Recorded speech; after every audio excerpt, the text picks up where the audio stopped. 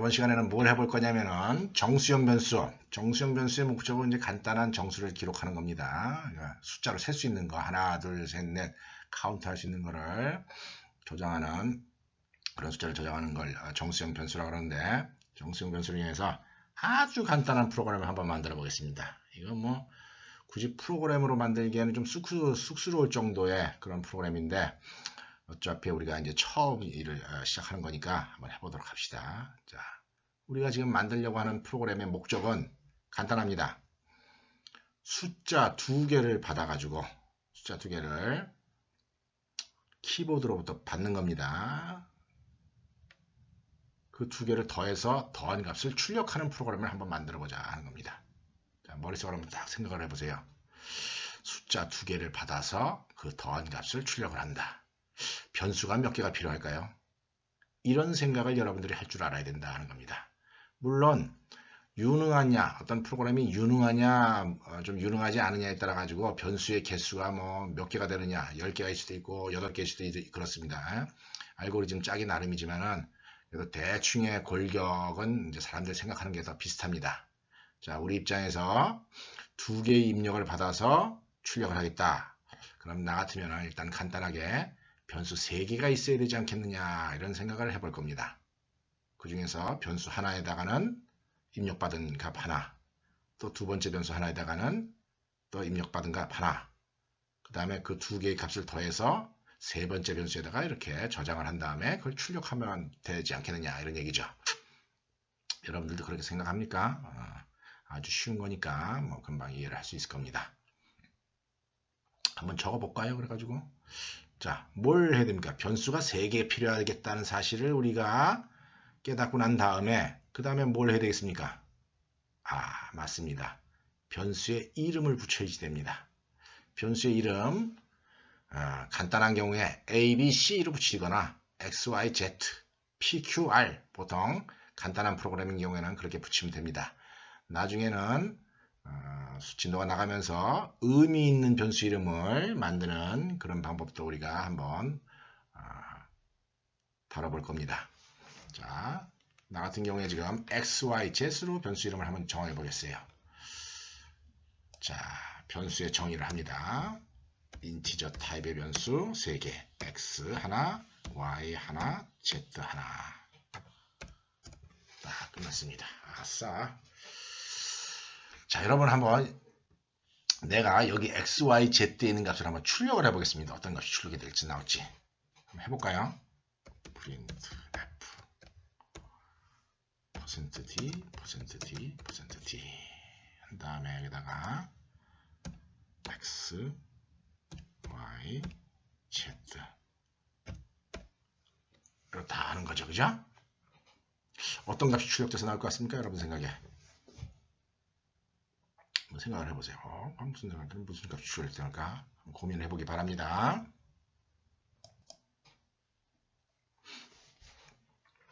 자, 프로그래밍 할 때 아주 중요한 내용입니다. 어떤 변수를 정의를 하면은 이렇게 x, y, z를 정의를 하면은 컴파일러가 우리한테 기억 장소 3개를 넘겨줍니다. 보통 어떤 기억 장소를 넘겨주느냐? 대충 이렇게 생긴 걸 넘겨준다는 거죠. 메모리 안에 여기 워드 하나, 32비트 하나, 32비트 하나, 32비트 하나. 나중에 인티저 변수의 여러 가지 특성에 대해서는 나중에 설명을 할 겁니다. 굳이 32비트 지금은 안 외워놔도 됩니다. 이렇게 딱 세 군데를 마련해 줍니다. 근데 문제가 뭐냐? 이 변수 3개가 내가 음식 만들 때 뭐랑 비유를 했었죠? 그릇에 비유를 했었습니다. 그죠? 그릇에 여러분들 자취하는 학생 여기 있나 모르겠네. 자취하는 학생 지금 당장에 냄비 상태가 어떻습니까? 깨끗합니까? 아니면 지난번에 라면 끓여 먹다 남은 거 찌꺼기 남아 있습니까?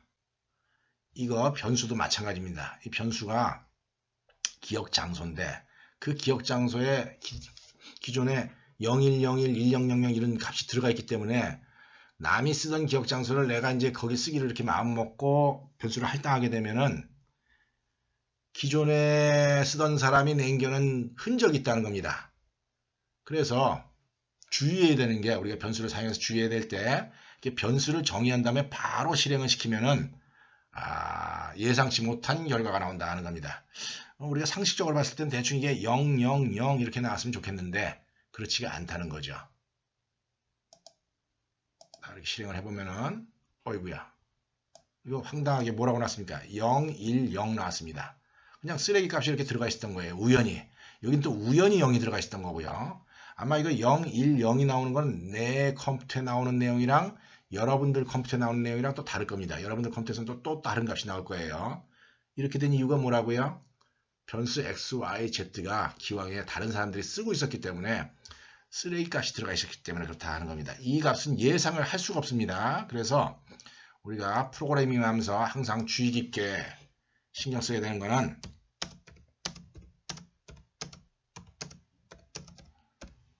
이런 식의 작업을 해줘야 된다 하는 겁니다. 어떤 변수에 초기 값이 들어가 있다라고 하는 걸 보장하기 위해서 초기화라고 하는 작업을 해줘야 된다 하는 거죠. 영어로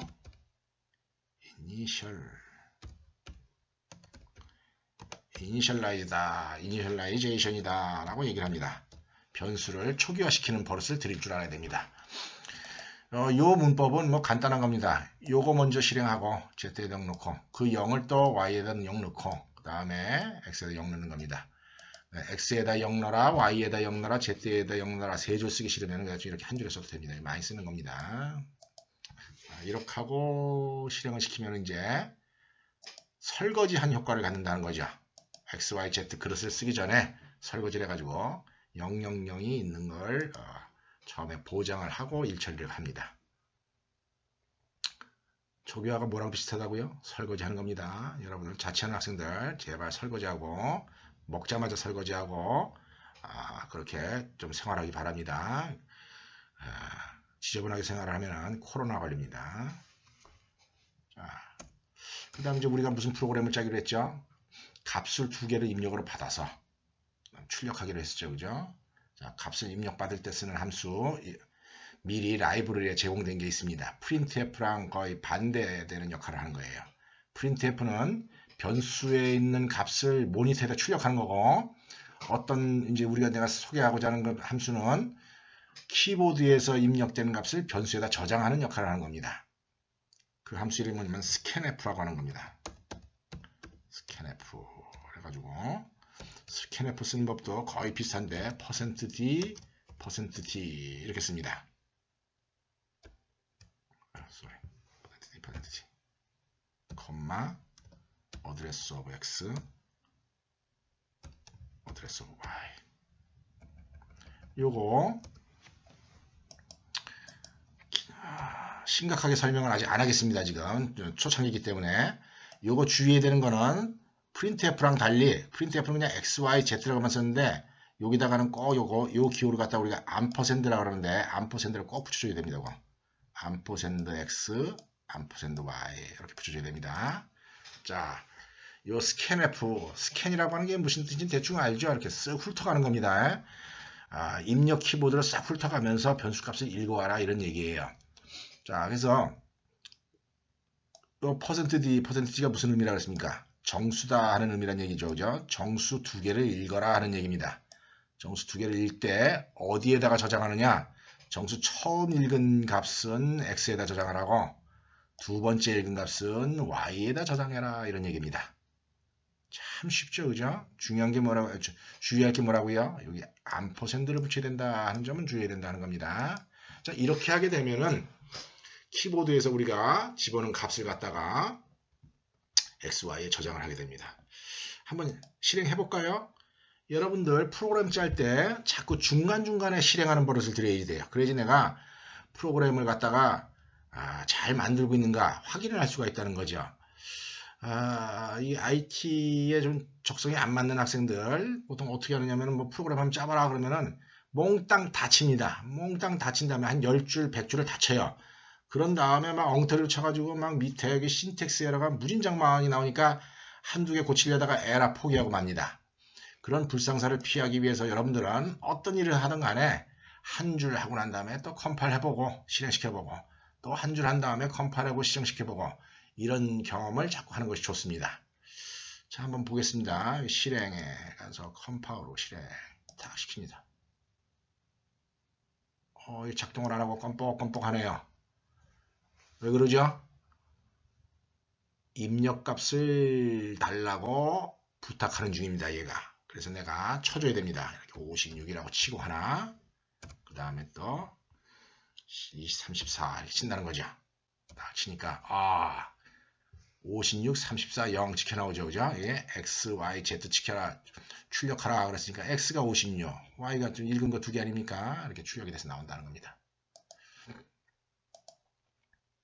자, 그 다음에 우리가 이제 무슨 일을 해야지 되겠습니까? 계산을 해야지 되겠죠. 그죠? Z는 X 플러스 Y 이렇게 계산한다는 겁니다.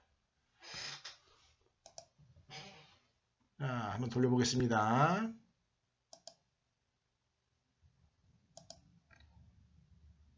깜빡깜빡하죠. 그죠? 예를 들어서 뭐 12, 34 얼마가 나야 됩니까? 66이 나야 되죠. 46이 나야 되죠. 46. 자, 12, 34, 46 이렇게 나온다는 겁니다. 자, 이 분위기에서 우리가 박수를 쳐야 되겠습니까? 말아야 되겠습니까? 박수 치면 안 됩니다. 자, 소프트웨어라고 하는 거는 우리가 소프트웨어를 이렇게 만들게 되는데 우리가 소프트웨어를 만들면은 그 소프트웨어 내가 만들려고 쓰는 것 같습니까? 아닙니다. 내가 만든 소프트웨어를 다른 사람한테 팔아 넘기려고 만드는 거예요. 여러분들 중에서 게임 프로그래머가 되겠다 이렇게 마음먹고 있는 학생들 가끔 내가 보는데 참 어이가 없습니다. 어이가 없어. 게임 프로그램을 만드는 사람이랑 게임을 하는 사람이랑 완전히 격이 다른 거예요. 게임 프로그램 만드는 사람들은 골 때립니다. 좀 뭐 머리에 쥐날 정도로 프로그램을 짜야지 되는 아주 그 난이도도 높고 거의 3D급에 해당하는 엄청나게 어려운 코딩을 하는 사람들 갖다가 게임 프로그래머라 그러지. 여러분들 뭐 리니지 뭐 이런 거 잘한다 그래서 나 게임 프로그래머 하고 싶어. 정말 웃기는 얘기입니다. 그런 황당한 생각하고 있는 사람 있으면 빨리 그 생각을 빨리 접도록 하세요. 자, 예를 들어서 지금 이 프로그램을 딱 돌렸더니 껌뻑껌뻑 하더라는 거죠. 뭐 하는 건지 사람이 이건 우연히 지나가다가 이렇게 딱 보니까 이게 껌뻑껌뻑 하는 거예요. 그럼 이거 지금 뭐 하라는 얘기인지 해가지고 멍청하게 기다리지 않겠습니까? 자, 그래서 보통 간단한 프로그램을 작성을 한다 싶더라도 무슨 조치를 해야 되느냐? 입력을 할 때 혹은 출력을 할 때 최종 사용자, 프로그램 만든 사람을 얘기하는 게 아닙니다. 이 프로그램을 이용하는 사람이 이 프로그램이 무슨 일을 하는 프로그램인가 직관적으로 이렇게 쉽게 이해할 수 있도록 프로그램을 짜줘야지 돼요. 그래서 실제로는 이런 식으로 짜면 안 되고 좀 보기 좋게 짜야 됩니다. 자, 한번 해보겠습니다. 자, 요거 지워버리겠습니다. 이렇게 슬래시 두 개, 이거 슬래시라고 하는데 슬래시 두 개 쓰는 걸 갖다가 우리가 커멘트 문이다라고 합니다. 뭐라 그런다고요? 커멘트 문. 우리나라 말로는 주석이다라고 해요. 주석이다라고 얘기하는데 간단하게 하면은 이거 명령어가 아니다 이런 얘기예요. 이거 기계어로 번역할 필요 없다라고 컴파일러한테 얘기해 주는 겁니다. 그래서 가끔 가다가 여러분들 이렇게 프로그램에다가 쓸데없는 일이 있으면 이렇게 지워버리는 방법이 하나가 있고 이렇게 커멘트 문을 쓰는 방법이 있습니다. 근데 지워버리면은 나중에 후회를 할 경우가 생겨요. 그래가지고 내가 이거 당장에 필요 없을 때 이렇게 커멘트로 묶었다가 일 처리를 합니다. 자, 나는 이제 이렇게 할 생각입니다.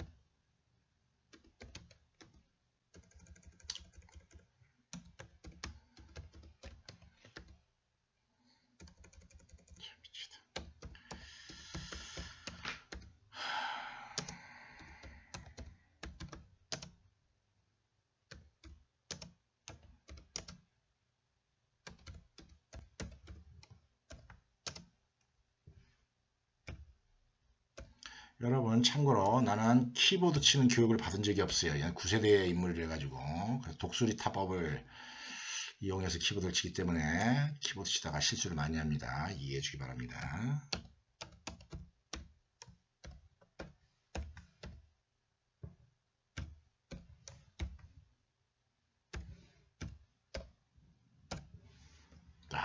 이렇게 프로그램을 한번 바꿔봤다 하는 겁니다. 아까는 그냥 도스 창에서 콘솔 창에서 프롬프트가 껌뻑껌뻑 했죠. 그죠? 근데 지금은 어떻게 되느냐? 이 프로그램을 탁 실행시키면은 일단 이 프린트 문이 실행된다는 겁니다. 그래서 이런 글자가 화면에 나와요. 얼마나 친절합니까? 정수값 하나를 쳐주세요. 그럼 지나가던 과객이 이 프로그램을 딱 돌리다가 이걸 그냥 우연히 딱 들으니까 아까처럼 껌뻑껌뻑 하면 이렇게 멍청하게 쳐다볼 텐데 정수값 하나를 쳐주세요 하니까 이게 쳐준다는 겁니다. 그랬을 때 여기 주의해야 되는 점은 여기다 뉴라인 넣어주면 좋겠습니까? 안 넣어주는 게 좋겠습니까? 여기다 뉴라인. 이 경우에는 안 넣어주는 게 좋습니다. 이제 여기다 바로 입력을 해야 되기 때문에 안 넣어주는 게 더 좋습니다. 그래서 여러분이 이제 여기다가 값을 넣어주게 되면 이 x를 읽어드리는 거죠. 그 다음에 여기 또 그 다음에 치자마자 정수값 하나를 더 쳐주세요. 이런다는 겁니다. 그럼 또 이제 읽어드리면 이제 y 값이 저장이 되는 거고. 그래서 한번 실행시켜 보겠습니다.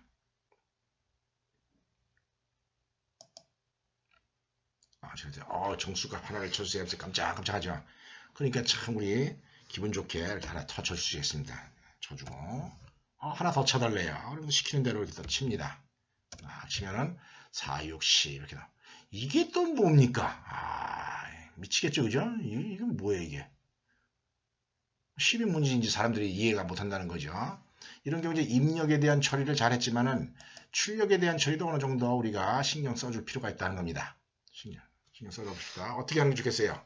기왕이면은 x 더하기 y 한 것이 z가 나온 거니까 그 사실을 밝혀주면 아주 좋겠죠. 자, 아주 쉽게 이렇게 해주면 될 겁니다. 여기다 출력할 때 그냥 x, y, z만 출력하는 것이 아니라 여기다가 이렇게 플러스 여기다 또 뭡니까?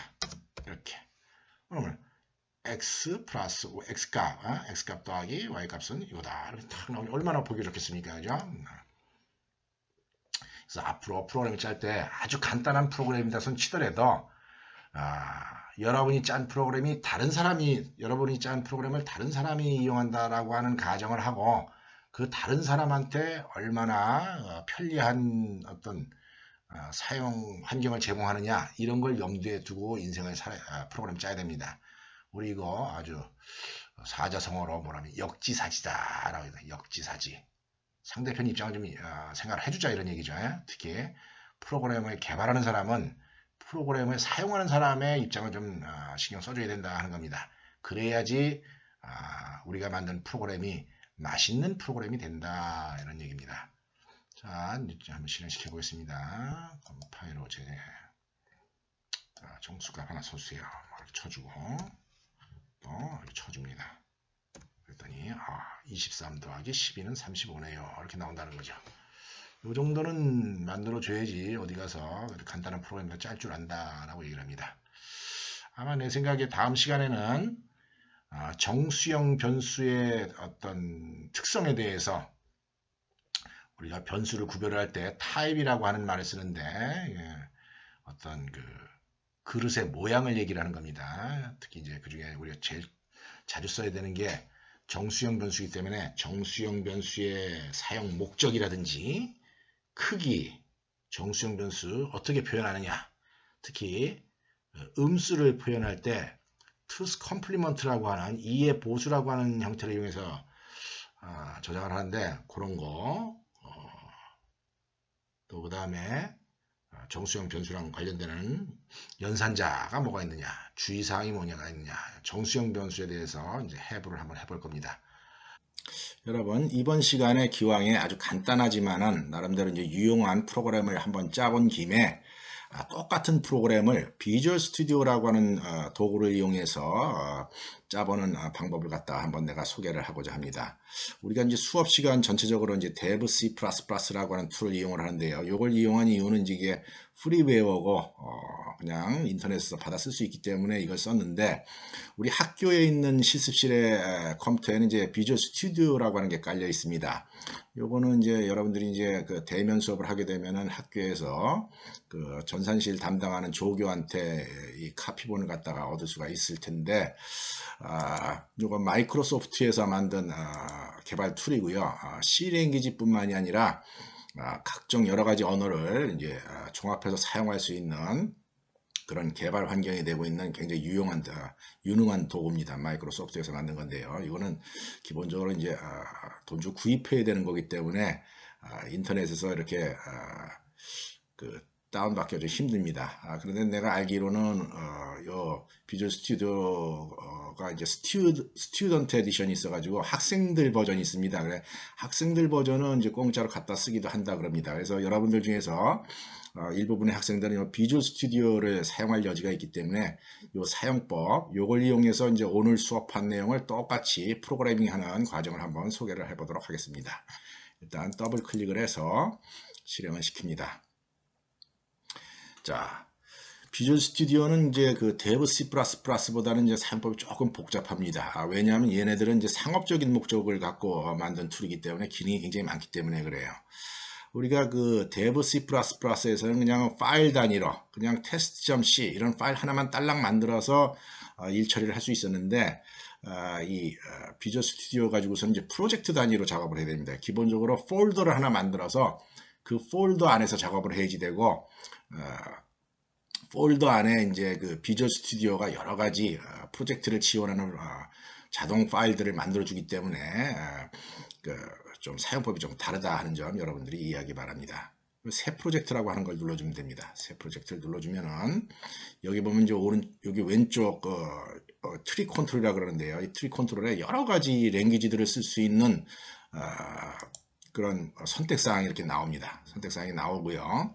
이 중에서 우리가 만약에 우리가 C 랭귀지 C 랭귀지 프로그램을 짜고 싶으면은 요거 비주얼 스튜디오라고 하는 요 칸을 선택을 하면 됩니다. 요 칸을 선택하고 비주얼 C++ 안에서도 여러 가지 형태의 프로젝트 종류가 있어요. 그 중에서 제일 간단한 게 Win32 콘솔 응용 프로그램이라고 하는 겁니다. 요거는 이제 도수창에서 돌아가는 응용 프로그램을 얘기를 해요. 요거를 이제 일단 선택을 해줘야 됩니다. 이거 선택을 해줘야 되고, 그런 다음에 이 밑에 가서 여기 프로젝트 이름이 있습니다. 이 프로젝트 이름을 자기가 반드시 선택을 해줘야 됩니다. 여기다가 예를 들어서 내가 테스트 이런 식으로 프로젝트 이름을 선택을 하게 되면 이 프로젝트 이름에 해당하는 폴더가 특정 폴더에 생기게 됩니다. 지금 보면은 여기 위치 부분에 내가 찾아보기를 눌렀는데요. 바탕화면에다 이제 만들어 보도록 하겠습니다. 바탕화면에 내가 바탕화면을 선택을 해가지고 바탕화면 밑에 테스트라고 하는 프로젝트 폴더를 만들도록 하겠다는 겁니다. 요거 선택한 다음에 프로젝트 이름 주고 위치를 선택해 주면 됩니다. 자, 그러고 나서 확인을 눌러줍니다.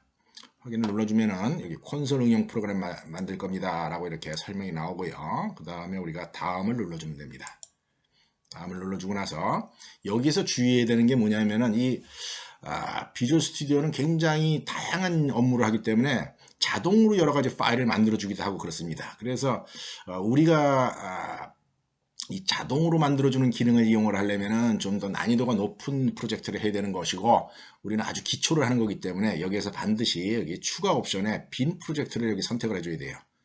빈 프로젝트 칸을 선택을 해주고 그 다음에 마침을 눌러주면은 프로젝트가 이제 생성이 됩니다. 자, 이렇게 해서 이제 프로젝트가 하나 생성이 된 겁니다. 이 프로젝트 생성된 결과를 여러분이 가서 보려면은 이 폴더 안에 바탕화면 폴더에 내가 방금 폴더 이름을 뭐라고 정했죠? 테스트라고 정했죠, 그죠? 테스트라고 하는 폴더가 이제 새로 생기게 됩니다. 이 자리에 보면 테스트라고 하는 폴더가 새로 생긴 걸 알 수가 있습니다. 이렇게 들어가 보면은 뭔가 이상한 파일들이 막 생겨 있어요. 자, 그리고 나서 어떻게 하느냐? 이제 내가 새로 파일을 만들어야 된다. C 프로그래밍을 하기 위한 파일을 만들어줘야 됩니다. 그 파일을 만들 때 어떻게 하느냐면 소스 파일을 한번 선택을 해주고요. 이거 선택한 다음에 여기서 오른쪽 버튼 누릅니다. 오른쪽 버튼 이렇게 누르면은 추가라고 하는 메뉴가 있어요. 추가에 새 항목 해가지고 이거 눌러주면 됩니다. 새 항목을 눌러주게 되면은 여기 C++ 파일을 하나 만들겠느냐 이렇게 물어봅니다. 기본적으로 전에도 내가 언급한 바가 있지만은 C 프로그램은 C++의 부분 집합입니다. 그래서 요걸 그냥 선택해줘도 좀 무방합니다. 대신에 그러고 난 다음에 이제 파일 이름을 정해줘야 되는데요. 파일 이름을 내가 테스트라고 정했을 때 C 프로그램을 짜려면은 요 확장자가 CPP로 되어 있으면 안 되고 이렇게 test.c라고 되어 있어야 돼요. 디폴트로는 자동으로는 CPP라고 나오는데 그 PP를 지워줘야지 됩니다. 이거 안 지워지면 문제가 생기게 됩니다. 실행 기준을 짤 때 test.c라고 이렇게 적어주고 그다음에 추가를 해주게 되면은 파일 하나가 나오게 됩니다. 이 폰트 뭐 중요한 내용은 아니니까 그 폰트 크기 안 늘린 상태에서 한번 작업을 해보겠습니다. 자, include stdio.h 이렇게 해주죠, 그죠? 그다음 main 해주고 괄호 열고 괄호 닫고 그 다음에 integer x, y, z 이렇게 해주고요. 그 다음에 x, y, z에다가 초기화를 시켜주고요. 그 다음에 x값 봅시다. printf x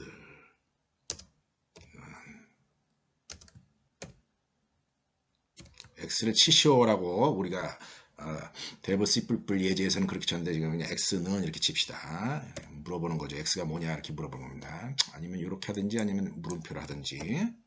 그러고 난 다음에 우리가 여기다가 scanf 이렇게 해서 %d address of x 이렇게 적어주면 됩니다. 그죠? 또 y 값도 읽어줘야지 되겠죠. 자, y는 하고 이제 물어보고 그 다음에 y 값을 입력받도록 합니다. 자, 그러고 나서 최종 결과로 printf 이래가지고 %t 더하기 %t는 %t라고 출력을 하게 하면서 여긴 보다시피 이제 뉴라인이 요게 백슬래시가 이렇게 더블 원화 표시처럼 찍힌다 하는 점 여러분들 유심히 보기 바랍니다. x, y, z를 출력하시오 이렇게 하고 여기 이제 중간에 계산을 해야 되겠죠, 그죠? 계산 x, z는 x 플러스 y 이렇게 계산해 놓으면은 우리가 앞에서 짰던 데브 C++ 짰던 거랑 똑같은 프로그램이 됩니다. 그런데 이제 안타깝게 이 프로그램을 딱 실행시키려고 하면 이제 문제가 생깁니다. 비주얼 스튜디오에서는 내가 지금 그 얘기를 하려고 하는 거예요. 이거 유심히 봐야지 됩니다. 여기에서 이제 빌드에 뭐 솔루션 빌드 이렇게 눌러주면 되는데 뭐 그거보다도 이렇게 해놓고 나서 컨트롤 키랑 같이 F5 키를 눌러주면은 컨트롤 F5를 눌러주면 이렇게 다이얼로그 하나 뜹니다. 빌드 하시겠습니까? 이렇게 물어보고 내가 예 이렇게 치면 됩니다. 예 하고 쳤는데 오류가 발생하더라 하는 거죠. 자, 오류가 발생한 내용을 하나 읽어보겠습니다. 오류가 발생한 내용을 읽어보면은 뭐라고 나오느냐? scanf가 문제다라고 이렇게 나옵니다. scanf가 문제다. 자, scanf가 벌써 한 50년 전부터 5, 60년 전부터 쓰던 함수입니다. scanf가. 그런데 scanf는 이제 논리적으로 약간 문제가 있어요. 이제 기술이 하도 발달하다 보니까 안정성이 좀 떨어집니다. 안정성이 좀 떨어져 가지고 이 비주얼 스튜디오 같은 툴은 이제 상업적인 목적을 가지고 만든 툴이기 때문에 안전한 걸 굉장히 따집니다. 안전성에 대해서 굉장히 주의를 기울였고 그래서 scanf를 함부로 못 쓰도록 이렇게 조치를 했어요. 그래서 여기 이제 에러 메시지가 나온 걸 하나 보면은 뭐라고 되어 있느냐? scanf 대신에 scanfs를 쓰시오라고 하는 이런 설명이 나와 있습니다. 그래서 이제 이 문제를 해결하는 한 가지 방법은 scanf 대신에 scanfs 요런 함수를 갖다 쓴다 하는 거죠. 이 S는 safe의 약자입니다. safe의 줄임말입니다. 안전한 scanf다 하는 거죠. 이렇게 해가지고 한번 실행시켜 보겠습니다. 자, 그랬더니 실행이 되죠. 그래서 10 치고 또 20 이렇게 치면은 덧셈된 결과를 이제 출력을 할 수가 있습니다. 이렇게 해결하는 방법이 한 가지가 있는데 이거는 어떤 면에서 보면 좀 표준은 아닙니다. 다른 컴파일러에서는 안 쓰는 그런 기술이기 때문에 어떤 사람들은 이걸 그대로 쓰고 싶어 하는 사람도 있어요. 스캔F를. 그냥 스캔F를 쓰게 되면 아까처럼 신텍스 에러가 나왔죠. 그죠? 요걸 해결하는 한 가지 방법이 뭐가 있느냐면은, 이거 다시 한번 컴파일 해보겠습니다. 컨트롤 F5를 같이 눌러주고, 이렇게 하면 이제 에러가 나온다는 말이죠. 그죠? 에러가 나옵니다. 자, 에러가 나오는데, 에러 나온 메시지에 보면은, 여기 보면은 use 이런 게 있습니다. use 이런 걸 해라. 요거를 갖다 이렇게 복사를 해서 이 프로그램의 맨 윗부분에다가 적어줘야 됩니다. 프로그램 맨 윗부분에다가 뭐라고 적느냐면은 define 이렇게 적어주면 됩니다.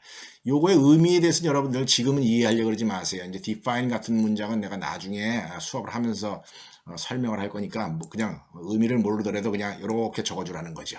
이렇게 적어주면은 무슨 얘기냐? 이 매크로가 의미하는 내용은 아까처럼 이렇게 안전한 거 고려하지 말고 대충 컴파일 해라 이런 뜻이에요. 대충 컴파일 해라. 그래서 이렇게 해가지고 실행을 시키면 작동을 할 수가 있습니다. 작동이 됩니다. 자, 그래서 10, 20 했더니 결과가 나오죠. 그죠? 그래서 이제 두 번째 해결 방법. scanfs를 쓰거나 아니면 이렇게 define 쓰는 방법이 하나 있다는 겁니다. 그런데 만약에 이제 이런 식으로 일처리를 하게 되면 매번 이런 프로그램을 할 때마다 scanf를 쓰고 싶을 때마다 이걸 여기다 적어줘야지 돼요.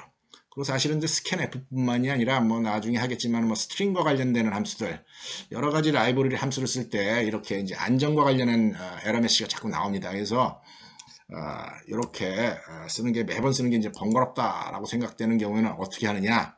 자, 세 번째 방법이 있습니다. 이 문제를 해결하는 세 번째 방법. 프로젝트 메뉴에 프로젝트 메뉴를 찾아가면 맨 밑에 이 테스트 속성이라고 하는 게 있어요. 테스트 속성을 이렇게 쳐보면은 여기 이제 이 텍스트 속성 페이지라고 하는 다이얼로그가 나오는데 이런 걸 갖다 다이얼로그라고 얘기를 합니다. 대화 상자라고 얘기를 합니다. 이 중에 여기 구성 속성이라고 하는 게 있습니다. 구성 속성을 이렇게 펼쳐봅니다. 이렇게 펼쳐보면은 이 중에 C++라고 적혀 있는 이 칸이 있어요. 이걸 한번 선택해 봅니다. 이렇게 선택해 보면은 여기 여러 가지 또 내용이 나옵니다. 그 중에 보면은 여기 맨 밑에 SDL 검사라고 하는 게 있어요. SDL 검사. 여기 보면은 Security Development Life Cycle의 약자랍니다. 그러니까 안전한가 하는 걸 검사하는 기능이다 하는 거예요. 그래서 우리가 해줄 수 있는 방법은 이게 지금 예로 되어 있는데 이걸 갖다가 어떻게 하냐면은 no로 하는 겁니다. 아니오로. 이걸 아니오로 해놓고 확인을 하게 되면은 이렇게 프로그램을 짰을 때 에러 메시지가 안 나온다는 거죠. 컴파일 하면서 안전성은 고려를 안 하겠다 하는 겁니다. 그래서 이렇게 탁 실행을 시키게 되면은 이렇게 실행이 된다 하는 거죠. 대신에 이렇게 SDL 기능을 껐을 때 SDL 깼을 때도 이렇게 에러 메시지가 나오긴 나옵니다. 스캔F에 대해서 에러 메시지가 나오긴 나오는데 아까는 여기다가 에러라고 찍혀 나왔었어요. 이 자리가. 근데 지금은 에러라고 안 나오고 워닝이라고 나온다는 거죠. 워닝은 무슨 뜻입니까? 경고한다 이런 뜻입니다. 그래서 경고 정도로만 넘어가고 조치를 하려면은 scanfs로 조치를 하려면 하든지 말든지 이렇게 해라 하는 겁니다. 어쨌거나 실행은 되더라는 거죠. 그래서 비주얼 스튜디오를 이용해서 똑같은 일을 여러분들 할 수도 있으니까 여러분들 컴퓨터에 만약에 비주얼 스튜디오가 있으면은 앞으로 이렇게 수업 진도 나갈 때 이런 부분만 주의를 해가지고 SDL 체크 부분만 꺼가지고 하면은 여러분들이 비주얼 스튜디오를 가지고 내가 진도 나가는 프로그램을 이렇게 코딩을 해도 전혀 문제가 안 될 겁니다. 그래서 참고로 기왕 첫 번째 예제 간단한 프로그램 짠 김에 비주얼 스튜디오로 작성하는 법도 한번 설명을 해봤습니다. 어쨌거나 이 다음 시간에는 정수형 변수에 대한 이야기 또 자세하게 계속 이야기를 하도록 할 겁니다. 이 정도로 마치겠습니다.